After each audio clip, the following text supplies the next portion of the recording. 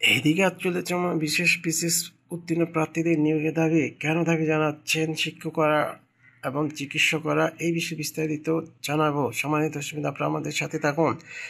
দেশের চিকিৎসা সংকট মোকাবেলা 48তম বিশেষ বিশেষ পরীক্ষা উত্তীর্ণ প্রার্থীদের নিয়োগের দাবি জানিয়েছে নিয়োগ প্রত্যাশী চিকিৎসকরা।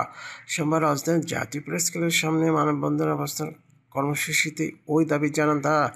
মানববন্ধনে নিয়োগ প্রত্যাশীদের পক্ষে বক্তব্য রাখেন বিভিন্ন ডাক্তার।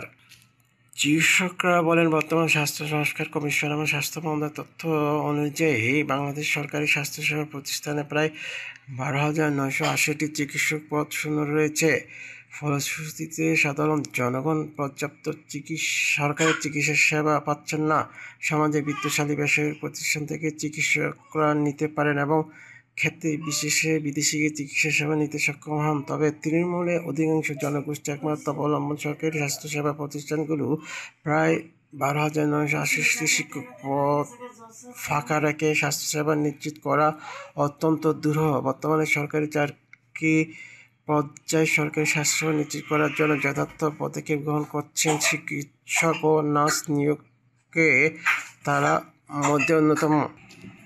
তারা বলেন, 48তম বিসিএসের মাধ্যমে দ্রুত সময়ে চিকিৎসক নিয়োগ চলমান রয়েছে, যা বর্তমান সরকারের অন্যতম গুরুত্বপূর্ণ সফলতা। ইতিমধ্যে এই সময়ে নিরলস উদ্দেশ্য দ্রুত সময়ে চিকিৎসক নিয়োগ লক্ষ্যে জুলাই যে গণ অভ্যুত্থান হয়েছে, পরবর্তীতে অন্তর্বর্তীকালীন সরকার 48তম বিসিএসের মাধ্যমে 3,200 জন সহকারী সার্জন পদে সুপারিশ করেছেন। তবে 44তম, 45তম এবং 46তম, 47তম বিসিএসের নিয়োগ প্রক্রিয়া অবসরে থাকা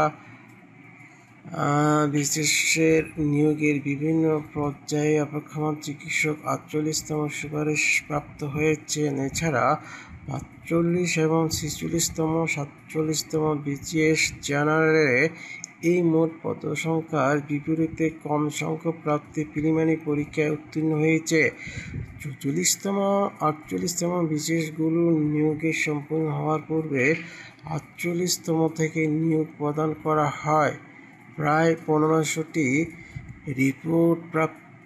পরীক্ষা প্রাপ্তি থাকে।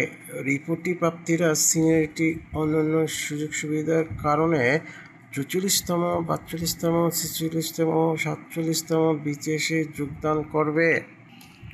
অর্থাৎ 48তম বিসিএস সহকারী সার্জন পদগুলো পুনরায় ফাঁকা হয়ে যাবে এবং চিকিৎসক সংকটের নিরসন হবে না, যা রাষ্ট্রের সময়, অর্থ ও শ্রমের অপরিণীয় ক্ষতি হবে। একই সাথে বিসিএসের নামার মাধ্যমে তৃণমূলের জনগোষ্ঠীকে সরকারি স্বাস্থ্যসেবার জোরদারের উদ্দেশ্য ব্যর্থ হবে।